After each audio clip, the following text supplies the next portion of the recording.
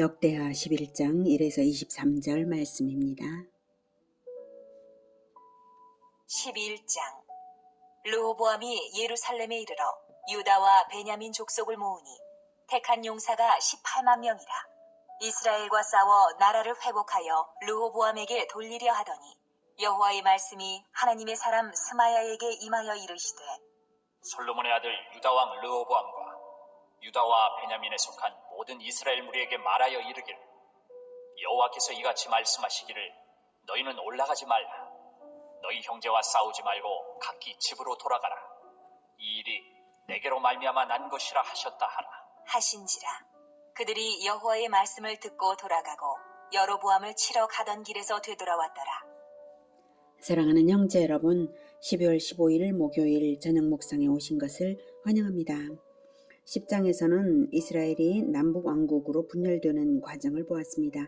솔로몬의 타락과 르호보암의 어리석음과 북쪽 10지파의 지파 이기주의로 인해서 결국 분열되었는데요. 근본적인 원인은 솔로몬에게 나타나셔서 미리 경고하신 바와 같이 솔로몬의 우상 숭배 때문에 아들대에서 범죄의 쓴 열매를 먹고 있는 것입니다. 하나님께서는 범죄에 대해서는 징계하시되 다윗 언약을 주셨기 때문에 그 언약을 성취하시기 위해서 다윗 왕가는 존속시켜 주셨습니다. 그래서 유다 지파가 남고 또한 베냐민 지파와 또 유다 지파에 흩어 살던 시몬 지파도 이제 남았는데요. 결국 분단은 하나님의 섭리로서 다윗 왕가를 징계하시는 것이었는데요.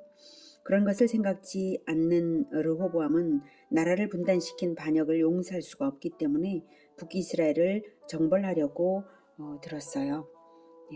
1절에 르호보암이 예루살렘에 이르러 유다와 베냐민 족속을 모으니 택한 용사가 18만 명이라. 이스라엘과 싸워 나라를 회복하여 르호보암에게 돌리려 하더니. 근데 이제 스마야, 선지자 스마야가 말씀을 전하는 것입니다. 거기에서 하나님께서 하신 말씀이 너희 형제와 싸우지 말고. 네. 르호보암은 북이스라엘을 반란 집단이요 대적으로 규정했지만 하나님은 아브라함의 언약을 계승한 형제로 인정하고 계십니다. 그러므로 언약 백성이라면 맞다, 형제구나 생각하고 하나님의 말씀에 순종하게 되는 것이고, 언약 백성이 아니라면 불순종하겠죠. 네, 그렇습니다. 과거 모세 때에도 하나님은 명령하시기를 아브라함의 조카 롯의 두 아들 암몬과 모압 족속을 치지 말라고 하신 이유가 형제 민족이기 때문이었습니다. 또한 에돔은 야곱의 형 에서의 후손 민족이므로 치지 말라고 하셨습니다. 수백 년의 역사가 지났는데 그런데도 형제는 형제였으므로 결코 쳐서는 안 되었던 것입니다. 훗날 그들은 이스라엘에 대하여 먼저 침략도 하고 우상숭배를 조장하는 사악한 짓도 했으므로 훗날에는 응징하도록 하나님께서 명령하셨지만 지금 남북 왕국은 형제이고 싸워서는 안 되는 것이 분명하고요. 무엇보다도 징벌로 인하여서 하나님의 섭리로 된 분단이었으므로 남유다는 하나님의 뜻에 순종하는 것이 맞는 것입니다. 하나님의 언약에 따른 계명에서 가장 중요한 것은 형제 사랑의 계명입니다. 아버지 하나님을 사랑함으로 형제를 사랑하는 것, 이것을 지켜야 언약 백성인 것이죠. 언약이 있다면 계명이 있는 것이고 계명을 지켜야 언약 백성입니다. 이 일이 내게로 말미암아 난 것이라 라는 하나님의 말씀은 남북왕국의 분열은 솔로몬의 불순종으로 말미암은 심판이라는 사실을 다시 한번 확인시켜 주신 것입니다. 그러니 그 징계를 받아야 되는 것이죠. 순순히. 르호보암은 전쟁을 수행하기 전에 전쟁의 목적과 방법에 대해서 하나님께 먼저 간구하지 않은 잘못을 저질렀지만 선지자 스마야가 전한 하나님의 말씀에 순종하여서 회군했다는 사실이 르호보암이야말로 정통성 있는 다윗 왕가로서 이스라엘의 왕인 것을 보여준 것입니다. 회군한 르호보암은 이제 왕국 곳곳에 요새화된 성읍을 건설하여서 국방을 강화한 것이 5절부터 보도됩니다. 르호보암이 예루살렘에 살면서 유다 땅에 방비하는 성읍들을 건축하였으니 곧 베들레헴과 에담과 드고아와 벳술과 소고와 아둘람과 가드와 마레사와 십과 아도라임과 라기스와 아세가와 소라와 아얄론과 헤브론이니 다 유다와 베냐민 땅에 있어 견고한 성읍들이라. 르호보암이 그 방비하는 성읍들을 더욱 견고하게 하고 지휘관들을 그 가운데에 두고 양식과 기름과 포도주를 저축하고 모든 성읍에 방패와 창을 두어 매우 강하게 하니라. 유다와 베냐민이 르호보암에게 속하였더라. 네, 비상식량도 무기들도 다 비축을 했어요. 비록 두 지파만의 나라일지라도 알차게 나라를 방어했습니다. 여기 언급된 성읍들은 대체로 남쪽 애굽과 서쪽 블레셋을 방어할 요량으로 재건축한 요충지들입니다. 그림을 보죠. 네. 여기가 예루살렘이 여기 있고요. 네. 보면 이쪽에 아얄론, 소라, 아세가, 아둘람, 라기스 전부 이쪽 블레셋을 방어한 것이고요. 이 남쪽이죠. 헤브론, 십, 드빌, 에스트모아 이런 것들이 아둘람 전부 다 이쪽에 애굽에서부터 이제 쳐들어올 때 방어하기 위한 것이고요. 네, 드고아는 이쪽에 있고. 네, 그래서 예루살렘을 이제 중심으로 해서 이렇게 서쪽과 남쪽을 주로 방어를 했습니다. 13절. 온 이스라엘의 제사장들과 레위 사람들이 그들의 모든 지방에서부터 르호보암에게 돌아오되 레위 사람들이 자기들의 마을들과 산업을 떠나 유다와 예루살렘에 이르렀으니 이는 여로보암과 그의 아들들이 그들을 해임하여 여호와께 제사장의 직분을 행하지 못하게 하고 여로보암이 여러 산당과 순념소 우상과 자기가 만든 송아지 우상을 위하여 친히 제사장들을 세움이라. 이스라엘 모든 지파 중에 마음을 굳게 하여 이스라엘의 하나님 여호와를 찾는 자들이 레위 사람들을 따라 예루살렘에 이르러 그들의 조상들의 하나님 여호와께 제사하고자 한지라. 그러므로 3년 동안 유다 나라를 도와 솔로몬의 아들 르호보암을 강성하게 하였으니 이는 무리가 3년 동안을 다윗과 솔로몬의 길로 행하였음이더라. 네, 북이스라엘의 여로보암은 하나님께서 나라를 나누실 적에 다윗을 본받아 계명을 지키면 이스라엘을 주시고 왕조가 이어지게 하시겠다는 복된 언약을 주셨음에도 불구하고 여로보암은 우상 숭배를 적극적으로 주도했습니다. 자기를 지지한 10지파가 성전이 있는 유다의 예루살렘에 마음을 두지 않게 만들기 위해 베델과 단의 금송아지 우상을 세우고는 출애굽의 은혜를 베푼 신들이라고 하며 숭배하게 했습니다. 이러므로 북이스라엘의 많은 레위인들과 제사장들이 자기 집과 재산을 내버려 두고 남유다로 내려왔는데요. 이 사건은 남유다 왕국의 언약적 정통성이 있음을 다시 한번 확인시켜주는 사건입니다. 그래서 르호보암이 백성들의 협력과 충성을 받게 되었고요. 귀순자들 때문에 남유다는 더욱 강성해졌습니다. 올바른 예배가 있었기 때문에 하나님께서 은혜를 더욱 베푸신 것이죠. 그런데 그 부흥은 3년 동안이었습니다. 불과 3년 만에 부흥이 끝난 이유는 애굽 왕 시삭이 침입했기 때문으로 역대하 12장에 보도가 되고 있는데요.